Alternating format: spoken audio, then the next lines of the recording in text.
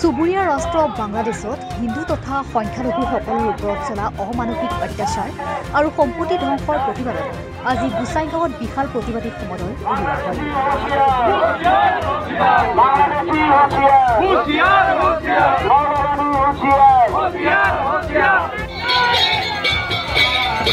বাংলাদেশত হিন্দুসকলৰ ওপৰত অত্যাচাৰ বন্ধ কৰক। গোসাইগাঁও মহকুমা সনাতনী সমাজৰ উদ্যোগত আয়োজিত প্ৰতিবাদী সমদলত অংশগ্ৰহণকাৰী 2 সহস্ৰাধিক লোকে হাতে হাতে বেনাৰ ফেস্টুন লৈ ইউনিছ চৰকাৰ হাই হাই, ইউনিছ চৰকাৰ মুৰ্দাবাদ, বাংলাদেশৰ হিন্দুসকলৰ ওপৰত নিৰ্যাতন বন্ধ কৰক, চিন্ময় দাসক মুক্তি দিয়ক আদি শ্লোগান দি গোসাইগাঁৱৰ বাট পথ উত্তাল কৰি দিলে।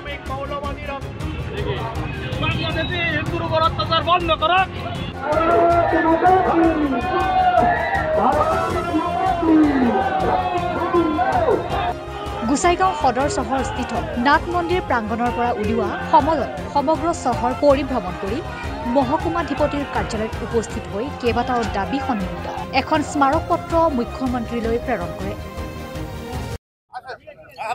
চাওক, ইয়াৰ আগৰ যিটো আছিল শেখ হাছিনা বাংলাদেশৰ মুৰব্বী চৰকাৰৰ মুৰব্বী থাকোঁতে ভাৰতৰ লগত সহায় সহযোগিতাৰে দেশ শাসন কৰিছিল তেখেতে। আৰু এই ক্ষেত্ৰত এটা কথা আমি ক'ম যে আমাৰ যে বিতৰ্কিত মহিলা যে লেখিকা তছলিমা নাছৰিনে এটা বৰ ডাঙৰ কথা কৈছে গোটেই ভাৰতবৰ্ষৰ কাৰণে, গোটেই বিশ্বৰ কাৰণে, যে আপোনালোকে যে এনেকুৱা হিন্দুৰ ওপৰত অত্যাচাৰ কৰি আছে, যদি হিন্দু ৰাষ্ট্ৰই জাগৰিত হয়, ভাৰতবৰ্ষই যদি জাগৰিত হয়, তেনেহ'লে বাংলাদেশৰ মানুহে শুকাই মৰিব লাগিব। বোলে কেলেই শুকাই মৰিব?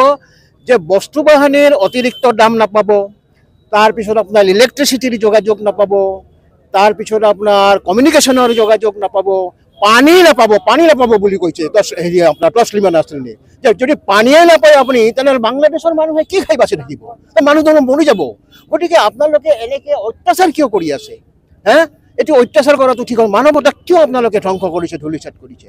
এইদৰে তেওঁলোকে বাংলাদেশৰ যিসকল মানে প্ৰথম শ্ৰেণীৰ নাগৰিক তছলিমা নাছৰিনকে আদি কৰি তেওঁলোকে কিন্তু ইয়াৰ বিৰুদ্ধাচৰণ কৰিছে। আৰু তেওঁলোকে চৰকাৰক, ইউনিছ হৈছে নোবেল বঁটা বিজয়ী, তেওঁক ভাবিছিল যে বাংলাদেশত নিশ্চয় ভাল দিন আহিব। তছলিমা নাছৰিন আমি খেদিলোঁ, বেগমক আমি খেদিলোঁ, এতিয়া আপুনি ভাল চৰকাৰ কৰিম, তাৰ চিন্তা কৰি আমাৰ নোবেল বঁটা বিজয়ী ইউনিছক তেওঁলোকে আপোনাৰ কেয়াৰটেকাৰ চৰকাৰৰ মুৰব্বী পাতিলে। আমি চবেই ভাবিছিলোঁ, গোটেই বিশ্বই ভাবিছিল যে বাংলাদেশত এতিয়া শান্তি হ'ব, যিহেতু তেওঁ ইকনমিক্সৰ মানুহ, অৰ্থনীতিৰ মানুহ, গতিকে অৰ্থনীতি এখন দেশৰ মূল চালিকা শক্তি, গতিকে ভাল দিন আহিব বুলি সকলোৱে ভাবিছিল। কিন্তু লাষ্টত দেখিলে যে মৌলবাদীৰ যিবিলাক আক্ৰমণ হৈছে, এই আক্ৰমণত এতিয়া অৰ্থনীতি তছনছ হৈ গৈছে, বাংলাদেশৰ অৰ্থনীতি নাই, এতিয়া ভাঙি পৰিছে। গতিকে বাংলাদেশৰ মানুহ এতিয়া যাব ক'ত? গতিকে আপোনালোকে শান্তিত আহক। আপোনালোকে এই যে মাৰপিট কৰিছে, ছোৱালীবিলাকক নিৰ্যাতন কৰিছে, মহিলাক নিৰ্যাতন কৰিছে, ঘৰ দুৱাৰ ভাঙিছে, ইস্কনক অন্যায় কৰিছে, যিবিলাক ব্ৰহ্মচাৰী মানুহ, যিবিলাকে বিয়া বাৰু কৰোৱা নাই, যিবিলাকে সংসাৰ নাই, দেশৰ কাৰণে আহিছে, ৰাজ্যৰ কাৰণে আহিছে, মানৱৰ উপকাৰৰ কাৰণে আহিছে, তেওঁলোকক আপোনালোকে কিয় জোৰ জুলুম কৰি আছে? তেওঁলোকক কিয় আপোনালোকে হত্যা কৰিছে? তেওঁলোকেতো মানৱতাক ধ্বংস কৰিছে। গতিকে বাংলাদেশ আৰু বেছি দিন বাচি নাথাকে, বাংলাদেশ ধ্বংস হ'ব এইবিলাকৰ কাৰণে। গতিকে আপোনালোকে শান্তিত আহক, এতিয়াও সময় আছে, আপোনালোকে নিজৰ ভুল স্বীকাৰ কৰক। সকলো পৃথিৱীৰ মানুহক আপোনালোকে দেখুৱাই দিয়ক যে আমি যি বাংলাদেশৰ যি অত্যাচাৰ চলিছিল হিন্দুৰ ওপৰত, সেই অত্যাচাৰটো নাই। এই বুলি আমাৰ মহম্মদ ইউনুছক পৃথিৱীৰ বিভিন্ন প্ৰান্তৰ মুৰব্বীসকলে তেওঁলোকক কৈ আছে যে বাংলাদেশক শান্তি লাগে, এতিয়া আমি অশান্তি আমি নবো। বাংলাদেশ এখন ক্ষুদ্ৰ ৰাষ্ট্ৰ, অসমৰ 1 লাখ মানে বৰ্গ কিলোমিটাৰ হৈছে অসম, 87 কিলোমিটাৰ, কিন্তু বাংলাদেশ নিয়াৰ এবাউট 1 লাখ কিলোমিটাৰ বৰ্গ কিলোমিটাৰ অধিক। গতিকে ইমান ক্ষুদ্ৰ এখন দেশত যদি স্থায়িত্ব আনিব খোজে, অৰ্থনীতি সবল কৰিব খোজে, তেনেহ'লে আপুনি অৰ্থনীতি সবল কৰাৰ কাৰণে কি কৰিব লাগিব? সব কমিউনিটিৰ মানুহক একত্ৰিত কৰিব লাগিব। তেতিয়াহ'লে বাংলাদেশৰ স্থায়িত্ব হ'ব, শান্তি হ'ব, আৰু সকলো সুখেৰে বসবাস কৰি থাকিব। এই সুযোগতে মই বাংলাদেশৰ যিটো অশান্তি সৃষ্টি হৈছে, এই অশান্তিটো মই ভগৱানৰ ওচৰত প্ৰাৰ্থনা কৰোঁ, হে ভগৱান, এই অশান্তিটো তুমি মহিমৰ কৰিয়া, মানৱতাৰ সৃষ্টি কৰা, মানৱতাৰ জয়গান গোৱা। ধন্যবাদ।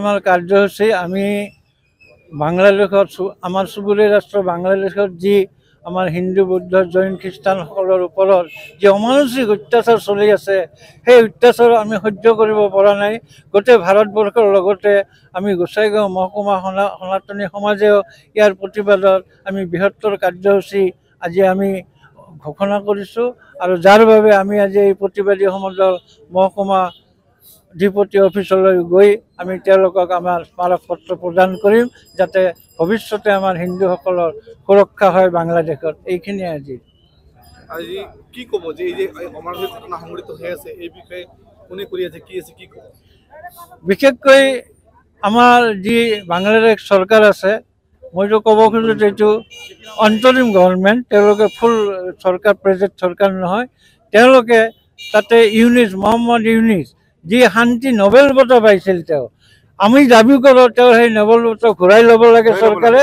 তেওঁ শান্তিৰ দূত হৈ যেনেকৈ একপক্ষীয়ভাৱে আমাৰ হিন্দু জৈন খ্ৰীষ্টান বৌদ্ধসকলক যি অমানসিক অত্যাচাৰ কৰি আছে তাৰ প্ৰতিবাদ হ'ব লাগে আৰু তেওঁৰ সেই শান্তি নোবেল বঁটা আমি ঘূৰাই ল'বলৈ আমি চৰকাৰক অনুৰোধ জনাওঁ বাংলাদেশেৰ ইসলামিক মৌলবাদী সৰকাৰ হায় হায় বাংলাদেশেৰ মৌলবাদী ইসলামিক সৰকাৰ হায় হায় ব্যুৰো ৰিপৰ্ট কিবা বিজ্ঞান মহানগৰীত উৎকৃষ্ট হোটেল দ্য ভিলা আদৰ্শপুৰ বাৰ্লিন নম্বৰ 1 কাহিলীপাৰা সৰ্বশিক্ষা অভিযানৰ কাৰ্যালয়ৰ কাষতে হোটেল দ্য ভিলাত আছে উৎকৃষ্ট মানৰ সা সুবিধা